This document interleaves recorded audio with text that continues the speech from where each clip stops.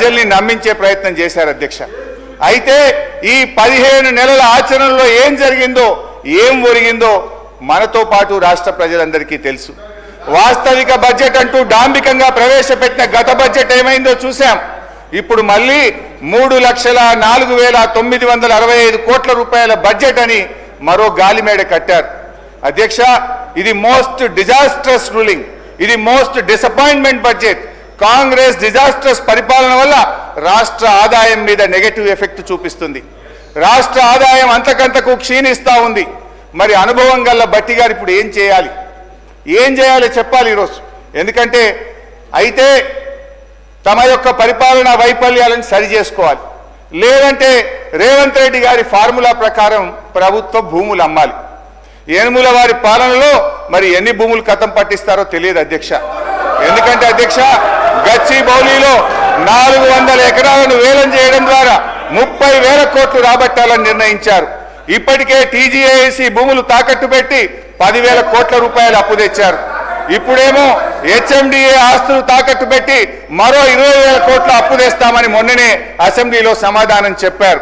హెచ్ఎండబ్ల్యూఎస్ఎస్ GHMC ఆస్తులు తాకట్టు పెట్టి మరో 20,000 కోట్లు అప్పు తెచ్చే ప్రయత్నం చేస్తున్నారు. హౌసింగ్ బోర్డు భూములు అమ్మకం ఇప్పటికే షురువైపోయింది. నాడేమో ప్రభుత్వ భూములు పెద్దలిచ్చిన ఆస్తని, జాతి సంపదని, చచ్చిపోతే బొంద పెట్టడానికి జాగుండదని రేవంత్ రెడ్డి గారు చాలా గొప్పగా సుభాషితాలు చెప్పారు. ఇవాళనేమో అధికారంలో రాగానే బరాబర్ భూములు అమ్ముతామంటున్నారు, అమ్మకానికి నోటిఫికేషన్లు ఇవ్వడం షురువైపోయింది. అధ్యక్ష, అమ్మొద్దని ఆక్షేపించిన నోటితోనే ఇవాళ భూములను అర్రాస్ పాట పాడుతా ఉన్నారు అధ్యక్ష. దీన్ని వాటన్ తీరు మాట్లాడే దిగజారుడు రాజకీయం అంటారు అధ్యక్ష.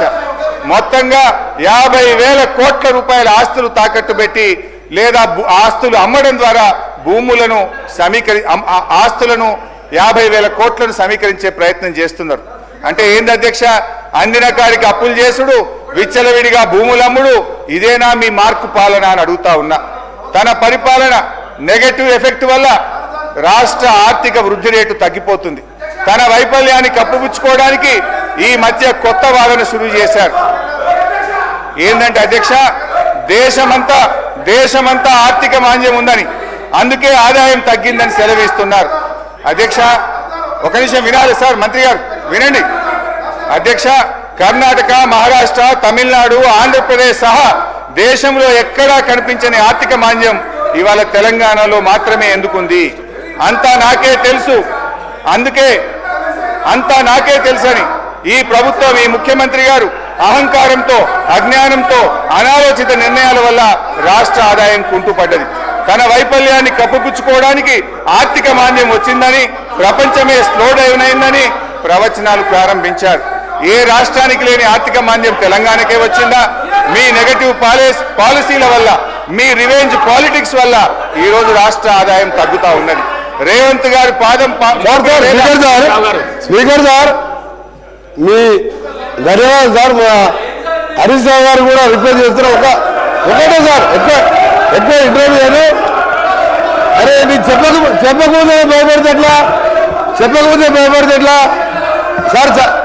సార్?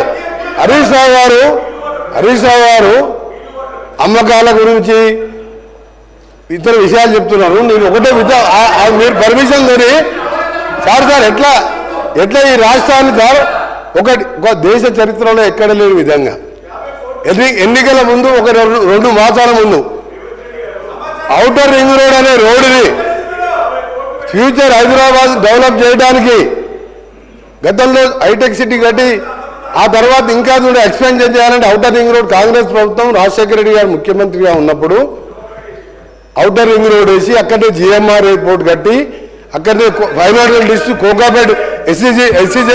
కోకాపేట్ ఎస్సీజెడ్తో పాటు ఇవాళ హైదరాబాద్ ఈ స్టేజ్లో బెంగళూరు తర్వాత ఉన్నదంటే Congress party PV Narasimha Rao expressway కలుపుకుంటూ మెట్రో వరల్డ్ క్లాస్ మెట్రో తీసుకొచ్చి హైదరాబాద్ డెవలప్ చేస్తే సార్ 2 మాసాల ముందు ఎన్నికల 2 విషయాలు చెప్తా సార్ మీకు.